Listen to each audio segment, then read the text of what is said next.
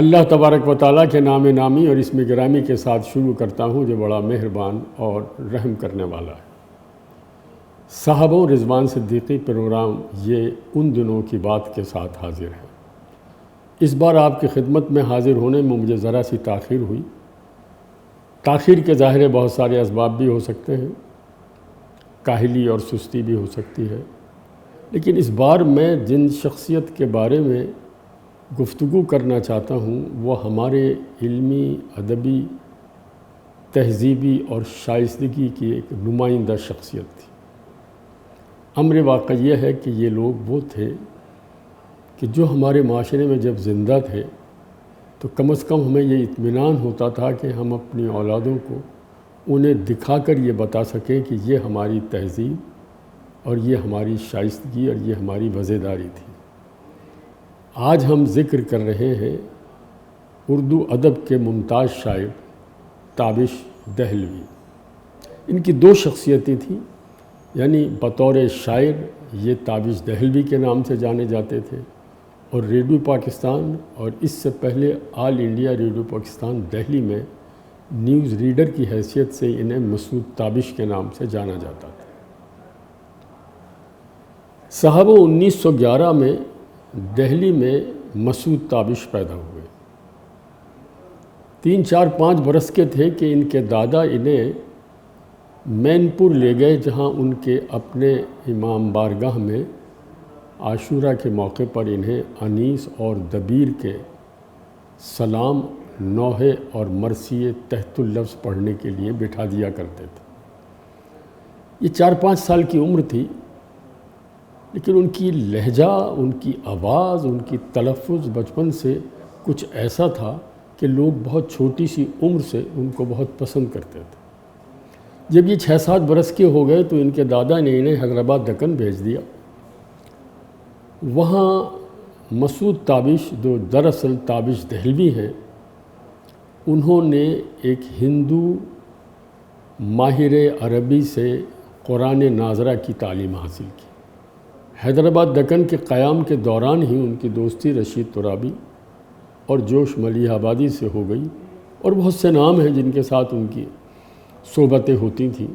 جب وہ ذرا بڑے ہوئے تو وہ دہلی چلے گئے۔ دہلی میں انہوں نے میٹرک کا امتحان پاس کیا۔ اس دوران وہ اپنی شاعری کے حوالے سے شعری حلقوں اور ادبی حلقوں میں جانے لگے تھے۔ نوجوان تھے، بہت خوبصورت حسین آدمی تھے، بلا کی اللہ نے انہیں آواز دی تھی، تو ان کی ادبی دنیا میں اپنی ایک اہمیت ہو گئی تھی۔ میٹرک پاس کرنے کے بعد انہوں نے پوسٹ آفس میں ملازمت کی۔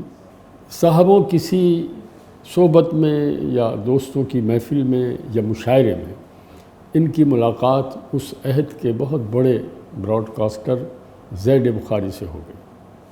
زید بخاری ان سے ملے، انہوں نے ان کی آواز سنی تو انہوں نے ان کا نام پوچھا اور کہا کہ میاں کیا کرتے ہو؟ انہوں نے بتایا کہ میں پوسٹ آفس میں ملازمت کرتا ہوں۔ انہوں نے کہا کہ کل آپ آل انڈیا ریڈیو آ جائیں۔ تابش دہلوی آل انڈیا ریڈیو پہنچ گئے، بخاری صاحب سے ملے۔ بخاری صاحب نے ایک پروڈیوسر سے کہا کہ انہیں اسٹوڈیو میں لے جاؤ اور ان سے 2-4 اشعار سنیں۔ تابش دہلوی نے وہاں بیٹھ کر انہیں 2-4 اشعار سنائے۔ آواز اتنی قیامت کی، اتنی خوبصورت، اتنی متاثر کن اور سماعتوں میں رس گھولنے والی تھی کہ زید بخاری نے ان سے کہا کہ تابش صاحب، اگر آپ مناسب سمجھیں تو کل سے آل انڈیا ریڈیو تشریف لے آئیں۔ مسعود تابش یعنی تابش دہلوی نے اپنے محکمے سے استعفیٰ دیا اور دوسرے دن وہ آل انڈیا ریڈیو دہلی پہنچ گئے، جہاں انہیں پہلے بطور اناؤنسر ملازمت دے دی گئی۔ کچھ عرصے وہ بطور اناؤنسر کام کرتے رہے، ازاں بعد 1946 میں انہیں نیوز ریڈر کی حیثیت سے آل انڈیا ریڈیو پہ ملازمت دے دی گئی، اور اس طرح انہوں نے 1946 سے پاکستان بننے تک آل انڈیا ریڈیو سے خبریں یعنی نیوز بلیٹن ادا کیا۔ ایک مرحلہ ایسا آیا اس موقع پر کہ تابش دہلوی کو یعنی مسعود تابش کو ایک خبر پڑھنی تھی، اور وہ خبر تھی مسز سروجنی نائیڈو کے بارے میں۔ تابش دہلوی نے جب مسودہ سامنے دیکھا اور انہوں نے خبریں پڑھنا شروع کی تو مسز سروجنی نائیڈو کو مسز کہنے کی بجائے مسٹر سروجنی نائیڈو کہہ دیا۔ اب اس زمانے سے ریڈیو کا اپنا ایک ماحول تھا، وہاں تو تلفظ کی ایک غلطی، اور یہ تلفظ کی غلطی نہیں، یہ تو بہت بڑی غلطی تھی۔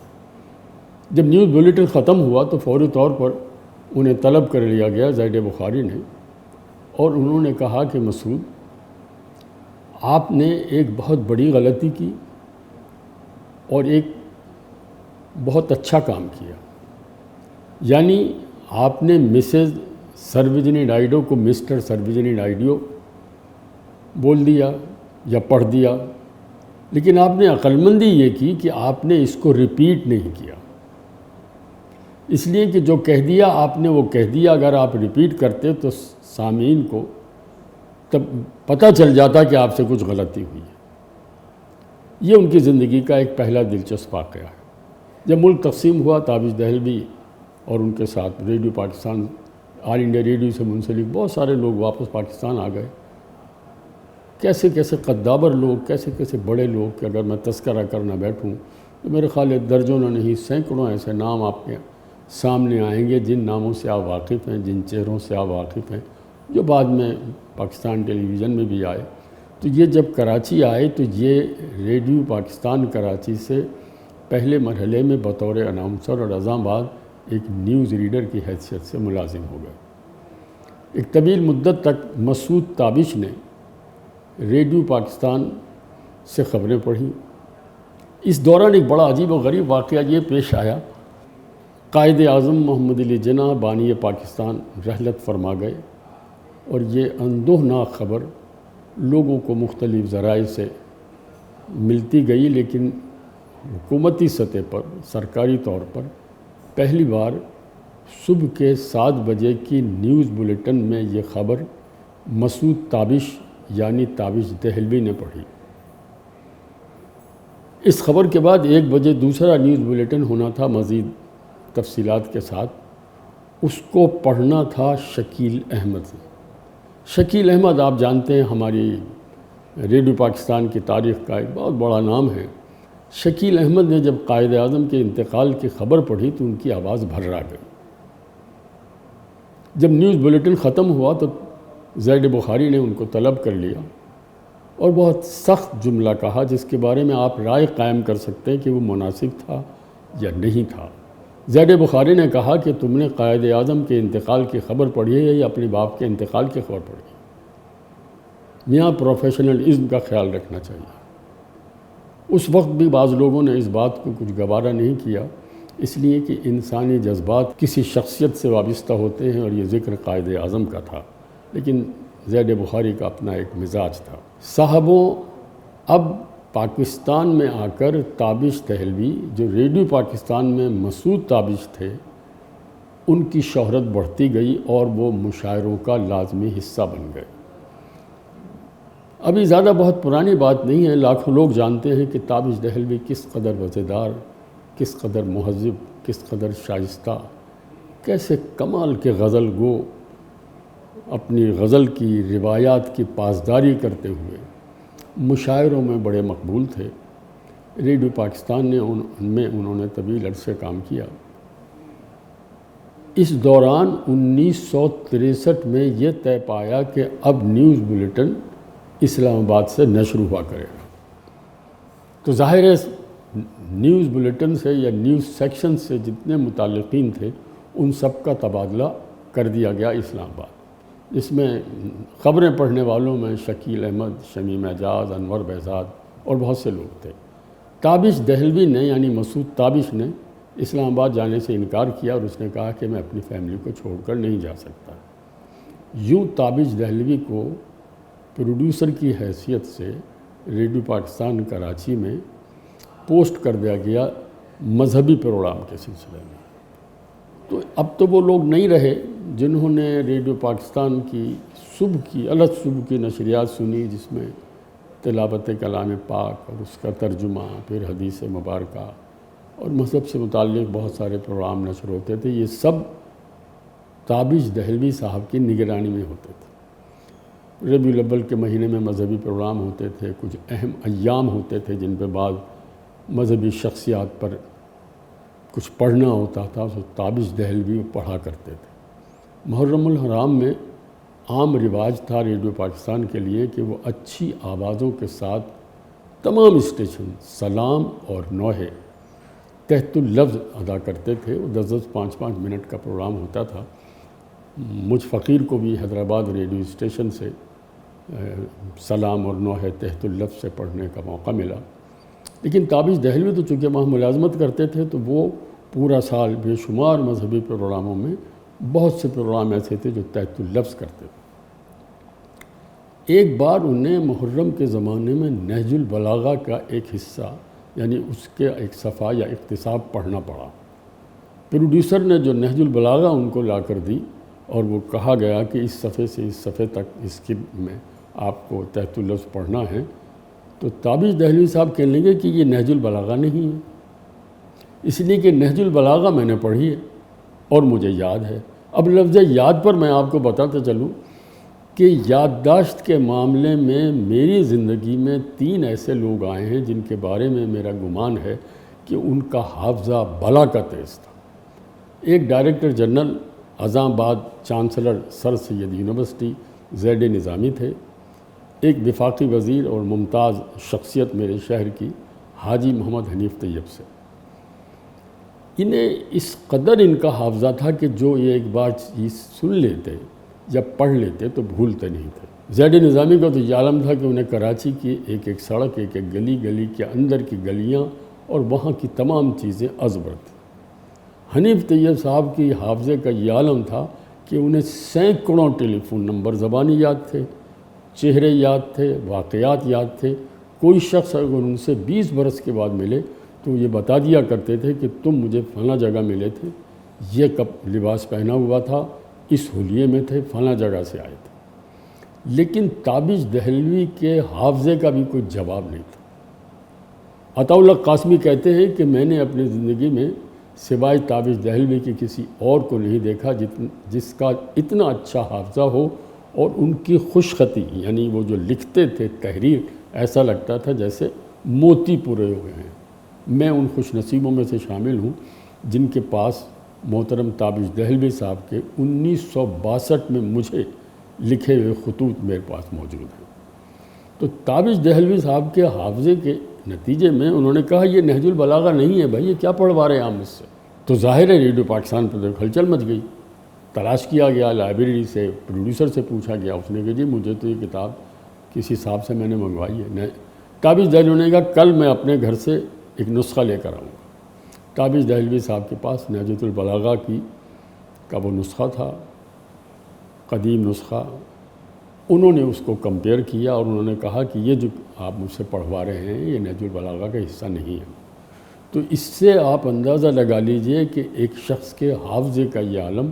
ہم بے شمار کتابیں پڑھتے ہیں، خود شاعر اپنا کلام خود تخلیق کرتا ہے، لیکن بیشتر شاعر انہیں زبانی نہیں پڑھ سکتے، ان کے ہاتھ میں ڈائری ہوتی.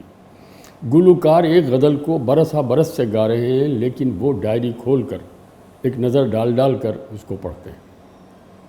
تابش دہلوی صاحب 1963 کے بعد پہلے ریلیجیس افیئرس کے یعنی مذہبی امور کے نگراں رہے.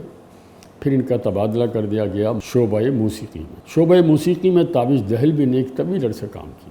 اقبال بانو سے کم از کم 50 غزلیں گوائیں، جن میں سے 35 غزلیں وہ تھیں جو تابش دہلوی نے خود منتخب کی تھیں. میں نے تو فقط اقبال بانو کا نام لیا ہے، ورنہ اس عہد میں جتنے بڑے بڑے گلوکار تھے وہ سب تابش دہلوی ہی کی نگرانی میں ریکارڈنگ کراتے تھے.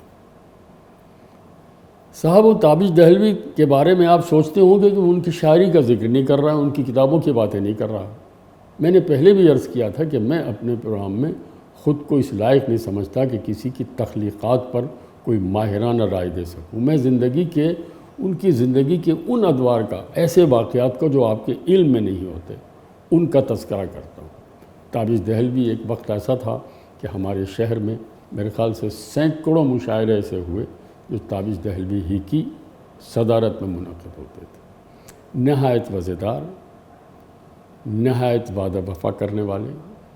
ایک صحبت میں بیٹھے تھے، ابو الخیر کشفی وہاں تھے، پروفیسر ممتاز حسن وہاں تھے، وہاں فضل احمد کریم فضلی وہاں تھے، اور بہت سے لوگ تھے۔ اس صحبت میں کسی تلفظ کی ادائیگی پر بحث ہو رہی تھی۔ تابش دہلوی دہلی کے تھے، صاحب زبان تھے، اہل زبان تھے، لیکن اس صحبت میں بیٹھ کر تابش دہلوی صاحب نے کہا کہ اگر اجازت دو تو میں بتاؤں اس کا صحیح تلفظ کیا ہے۔